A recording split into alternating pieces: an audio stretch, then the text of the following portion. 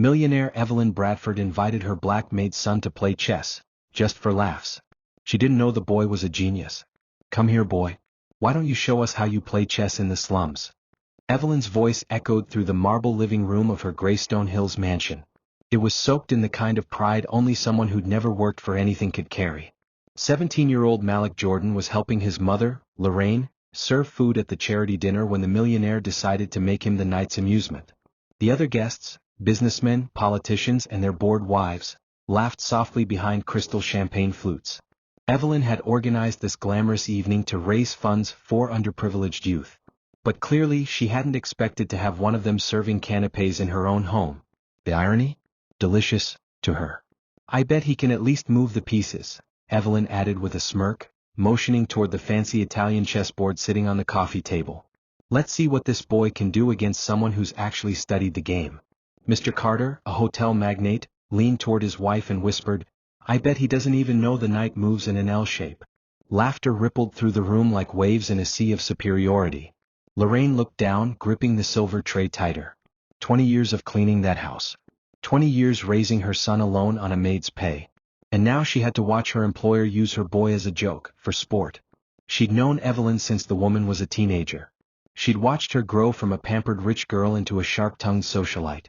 "Lorraine, you can stop serving for a bit," Evelyn said, her fake kindness as sharp as glass. "I want you to watch your son play. It'll be educational for both of you." But Malik didn't move at first. He stood still, eyes quietly scanning the chessboard, and every face in the room. At 17 he already knew, silence often revealed more about people than 1,000 words. And in that moment he saw a room full of powerful people who had no clue who they were dealing with. There was something about Malik's stillness that unsettled the room. The laughter faded. He moved his fingers slightly, like someone visualizing moves on a board no one else could see. "Of course, Mrs. Bradford," Malik said calmly, his voice steady. Some guests exchanged looks. That calm wasn't what they expected. "It'll be my pleasure." Evelyn beamed with satisfaction, sinking into a leather armchair like a queen watching gladiators. "Excellent. I bet you've never played on a board like this, have you? Real Italian marble. Each piece worth more than, well, let's just say a lot." Senator Grace Lowell, seated near the window, raised a brow. "Evelyn, are you sure this isn't a little cruel? That boy's going to be embarrassed." "Nonsense," Evelyn replied, adjusting her sparkling diamond studs. "It's a learning moment. He'll get to tell his friends he played chess in a real mansion." What Evelyn didn't know, and was about to find out in the most brutal way possible, was that this so-called slum boy had spent the last 8 years mastering every opening, every strategy, every trap that chess grandmasters ever used. While other kids played video games, Malik devoured chess books from the public library. He watched classic matches on a beat-up old laptop he'd repaired himself. In the quiet hours of the morning when Lorraine worked double shifts, Malik studied the moves of Kasparov, Fischer and Carlsen. He memorized more than 200 openings. He could recite the 50 most famous defenses from memory. But what Evelyn really didn't know was this. She wasn't just about to lose a game. She was about to learn a lesson that would haunt her for the rest of her life.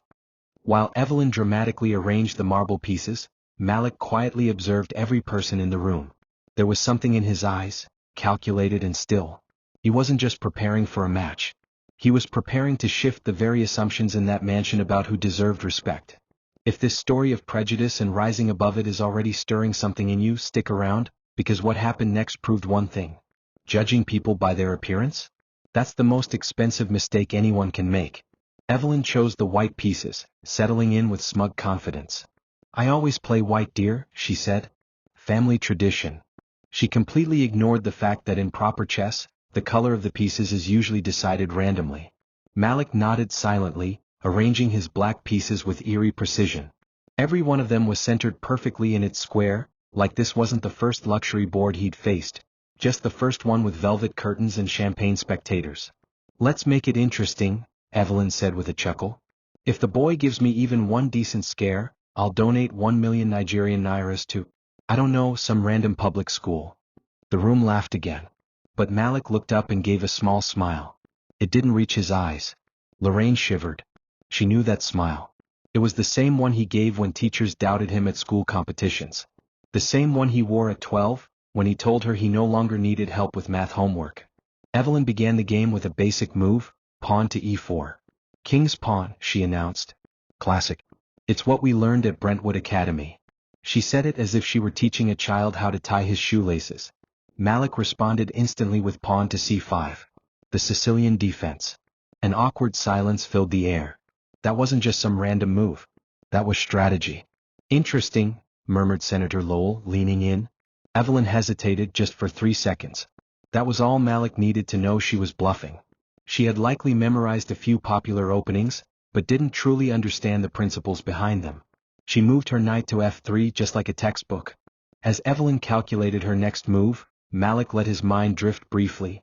8 years ago, at just 9 years old, he had found a torn chess book in a bin behind the library.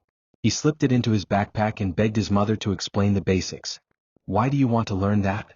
Lorraine had asked, exhausted after a long shift. To be like the rich kids, Mom. They always say they're smarter than us. At the time, Lorraine earned 50,000 Nigerian nairas a month. There was no money for lessons or a computer or tutors. But there was a public library, and that library became Malik's second home. Every day after school he walked over 3 kilometers to study dusty books filled with game histories no one else touched. Back at the board, Evelyn played d3, a cautious, safe move that mirrored how she lived her life. Control over creativity. Power over risk. Malik countered smoothly with knight to c6. Every one of his moves took less than 5 seconds, like he was following a script burned into his mind. Our little prodigy is moving a bit fast, Evelyn commented. In real chess you think before you play. That was when Malik decided to teach his first lesson in psychology. He paused. He stared at the board for 15 seconds, pretending to calculate. Then he played pawn to g6, preparing the bishop's fianchetto. To an amateur it looked like he was guessing.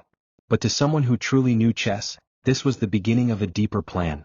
A complex trap that wouldn't become obvious until 10 moves later. Ah, see. Evelyn turned to the room, triumphant. He doesn't have the patience to think. Typical.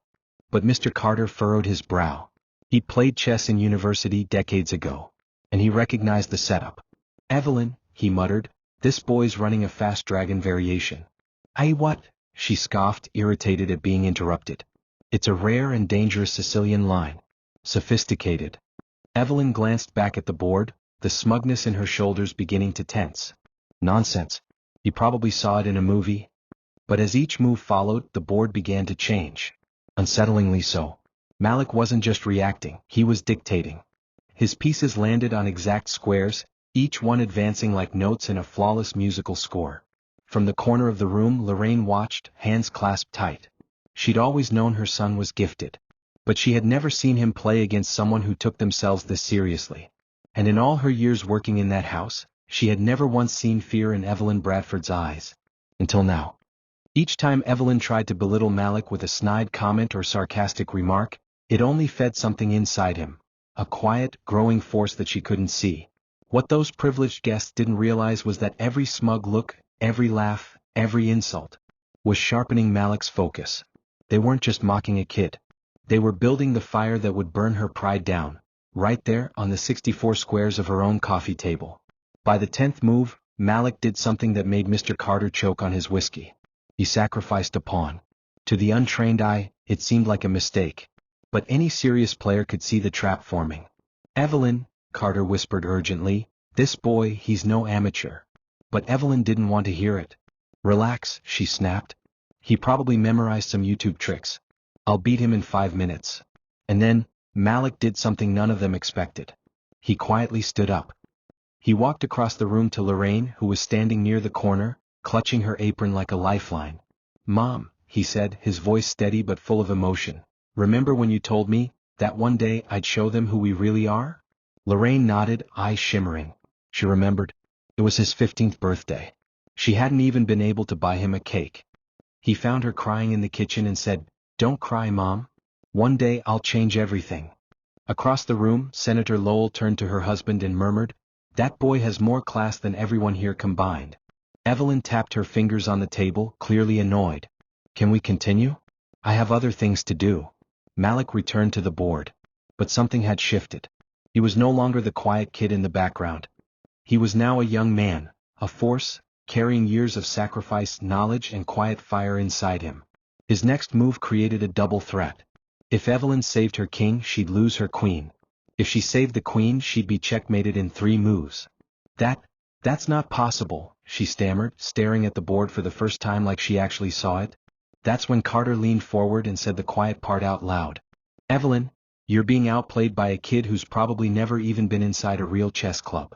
While Evelyn tried to come up with a solution, Malik scanned the room again. Senator Lowell had stopped sipping champagne. The hotel magnate put away his phone. Even Carter's wife, who had been flipping through a fashion magazine, was now watching intently. Lorraine recognized that look on her son's face. It was the same expression he had when he discovered the chess section at the library. The same one he wore during 5-hour study marathons on an old half-broken laptop. The same one she'd seen at dawn, when he woke early to solve tactics before school. Evelyn finally moved, a desperate play, an attempt to wriggle out of the trap. But she was already caught. Malik had calculated this possibility 6 moves ago. Check, he said softly, moving his queen into position. There were now 3 different ways for him to win. Silence gripped the room. Evelyn stared at the board, then at Malik, then back at the board. Her fingers trembled, not from fear but rage. You must have memorized that, she said, her voice rising. No one learns that on their own. Malik smiled, calm and confident. You're right, ma'am. I learned it from Garry Kasparov. Kasparov taught you? Carter asked, stunned. Not personally, Malik said, sliding his piece forward for what was clearly the finishing blow. But I've studied all his documented games. 1,830 of them. This exact sequence? He used it against Karpov. 1984. Game 23 of the World Championship. Evelyn looked around for support, anyone to validate her. But instead she saw something new. Disapproval. Silent, undeniable judgment. Directed at her. For the first time in her life, Evelyn Bradford felt what it meant to be silently judged by the very people who once admired her. And it only got worse. Lorraine stepped forward, her voice firm and clear, stronger than anyone had ever heard it in that house. My son wakes up at 5 a.m. every morning to study before school, she said. He walks nearly 4 miles to the public library because we couldn't afford internet. When I worked double shifts, he stayed up solving chess problems by candlelight, because our lights were cut off. The room went completely still. Malik looked at his mother. There was pride in his eyes, but also something deeper. A quiet fire. A shared memory of sacrifice. He turned back to the board and whispered, checkmate. He placed his queen down gently. Final position. No escape. Evelyn stared at the board like she expected the pieces to move themselves, like some miracle would erase what had just happened. When she finally looked up, Malik was already watching her. Calm, composed, unbothered. But the air had changed. The guests didn't look at him as entertainment anymore. They saw a young man who had just destroyed everything they thought they knew about class, talent, and respect. And they looked at Evelyn, with something she had never felt from them before, embarrassment, disappointment. But Evelyn still didn't get it. Not fully. Because she said the one thing desperate, privileged people always say when the illusion shatters. That was just luck, she muttered, voice shaking. You must have memorized that exact sequence. Mr. Carter stood up, walked to the board and examined it closely. Evelyn, that boy just played a variation of the Sicilian defense I didn't even know existed, and I've been playing for 40 years. Senator Lowell quietly pulled out her phone and began recording. As a politician, she immediately recognized the moment. A wealthy woman being publicly humbled by the boy she mocked. I don't accept that, Evelyn snapped, suddenly standing and knocking a few chess pieces off the table. This was set up. Someone trained him, to make me look foolish. Malik remained seated, his hands folded, his posture perfect. Would you like a rematch? He asked. I can play anyone here. Or all of them at once if you prefer. A nervous murmur swept the room. It sounded like a wild claim. But after what they'd just seen? No one doubted him. You're being arrogant now, Evelyn hissed. A boy from the slums doesn't talk like that to his superiors. And that's when Lorraine stepped forward again. But this time she didn't lower her eyes. She didn't bow her head. For the first time in 20 years she looked Evelyn Bradford dead in the face. My son is not from the slums, she said, steady and proud. We come from a working-class community. And he's not being arrogant. He's being honest about his abilities, something you clearly can't do about yours. The air in the room thickened. You could feel it. Like the moment before a thunderstorm. Some guests exchanged uneasy looks, realizing they were no longer watching a game. They were witnessing a reckoning. Evelyn's face turned red. Her eyes widened as she stepped toward Lorraine, shaking with disbelief. "How dare you speak to me like that?" she snapped. "Have you forgotten your place in this house?" Lorraine didn't flinch. She didn't raise her voice. She simply said, "No, ma'am. I remembered my worth." The room froze. Mr. Carter, clearly uncomfortable, tried to defuse the moment. "Evelyn," he said, "maybe we should just acknowledge that the young man is truly gifted." But Evelyn laughed bitterly. "Acknowledge? You still think this wasn't planned? Don't you see? Someone trained him to make me look like a fool in my own home." Then Malik finally stood. His presence was calm, collected. But his voice was filled with something that made every adult in that room fall silent. "Mrs. Bradford," he said, "do you want to know the truth?" Evelyn glared at him but said nothing. "I wasn't trained to humiliate you," Malik continued. "I spent the last 8 years studying chess, because I dreamed of one day playing against people who respected the game. People who understood that talent doesn't come with a skin color, or a bank account, or a famous last name." He turned to the rest of the room. "When you asked me to show how I play chess in the slums, I thought I'd finally get a chance to prove myself, to show that I deserved to be here. But now I understand, you never wanted a fair match. You wanted a performance. You wanted to humiliate someone you thought was beneath you." Senator Lowell lowered her phone and stared at him, speechless. "How old are you, son?" she asked. 17, Malik answered. "And how long have you been playing seriously?" 8 years. She turned slowly to Evelyn, her eyes filled with disbelief. "Evelyn," she said quietly, "you've just been defeated by a self-taught teenager. A teenager whose family works for you. A teenager you invited to play, as a joke." And suddenly Evelyn felt it. Every eye in the room. Every stare. Every gaze. And not a single one held admiration. Not envy. Not even curiosity. Just judgment. I didn't know he played seriously," she mumbled. "I didn't mean to." But her voice sounded empty, even to herself. "The question isn't whether he played seriously," Mr. Carter said, now clearly frustrated. "The question is, why did you assume he couldn't? Because he's your maid's son? Because he's black? Because he doesn't live in a mansion?" The silence that followed was devastating. Malik didn't say a word. He simply began resetting the board. Calm. Precise. Every piece returned to its square. When he was done, he looked up and said, "Thanks for the game, Mrs. Bradford. It was educational." Then he turned to his mother. "Mom, can we go? I have school tomorrow." Lorraine untied her apron, the same one she'd worn for 20 years. She folded it slowly. Before they walked out, she turned to Evelyn one last time. "Thank you," she said, "for showing me that my son deserves to be in better places than this." As Lorraine and Malik walked toward the door, a voice called out, "Malik, wait." It was Senator Grace Lowell. "Are you interested in scholarships?" she asked. "Because I know universities that would love someone with your talent." Malik paused, then turned. For the first time that night, a genuine smile spread across his face. "Very interested, ma'am."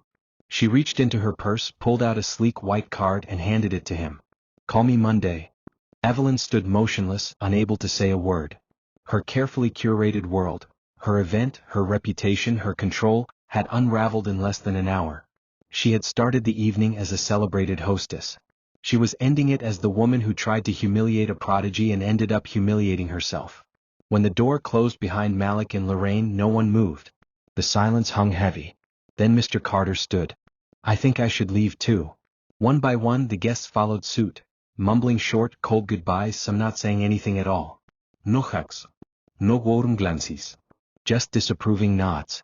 Evelyn was left alone in her grand living room, surrounded by empty champagne glasses, a scattered chessboard, and the heavy silence of a lesson she had never expected to learn. She sat down. She stared at the board. All the power she thought she had shattered. And what she still didn't know was that this chess match, this embarrassment, was only the first move in a much larger game. Because Malik Jordan wasn't just going to rewrite his life. He was going to challenge the entire system that told people like Evelyn that money equals superiority.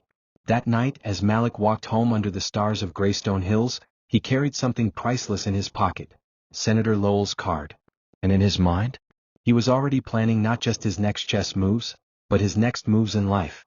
Because he wasn't just playing a board game anymore. He was playing the big game. And this time the board was the world. 6 months later, Malik Jordan walked confidently through the halls of Haven Bridge University. full scholarship, engineering major. Everything had changed. Senator Lowell had kept her promise. Not only did she connect Malik with academic opportunities, she introduced him to a whole world of people who saw talent beyond background. The video from that fateful night? It had gone viral. Over 3 million views in just 2 weeks. Not because someone filmed the match, but because Senator Lowell herself shared the full story online.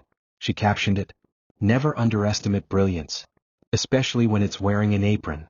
It exploded. Headline after headline. Newspaper, teen chess prodigy destroys millionaire's ego in living room showdown. Newspaper, humility checkmated.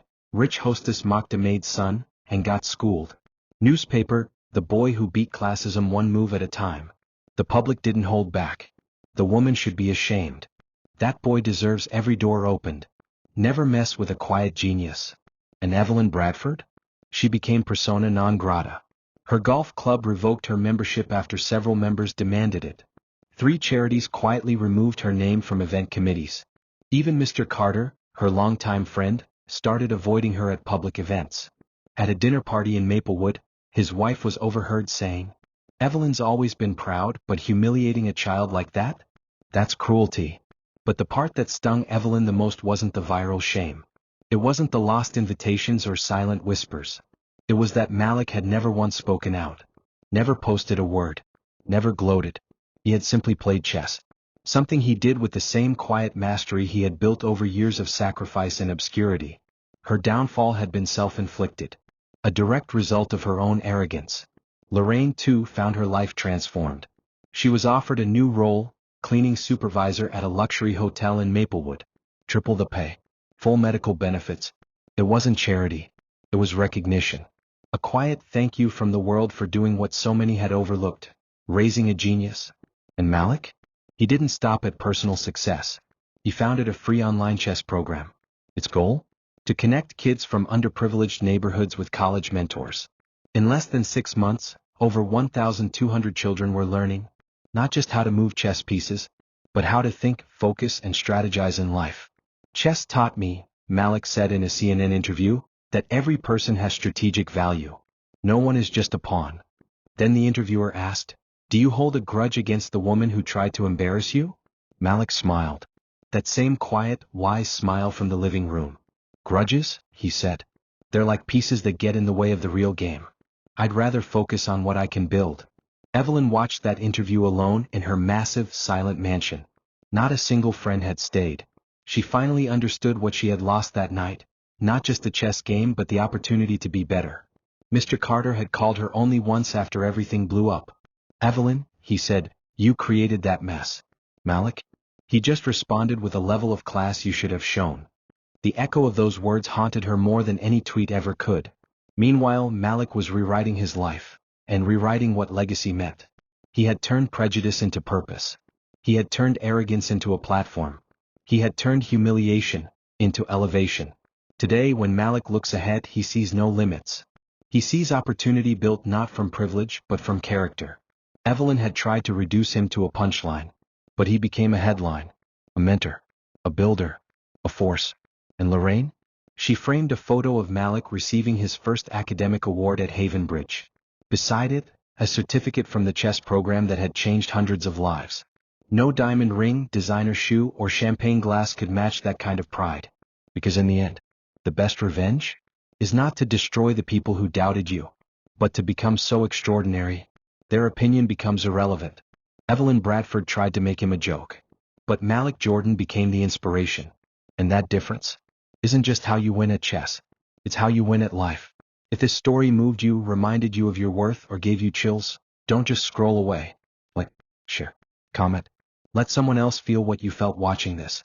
Subscribe to this channel for more stories that remind us all. Your background doesn't define your brilliance. Your bank account doesn't determine your destiny. And the people who try to write you off?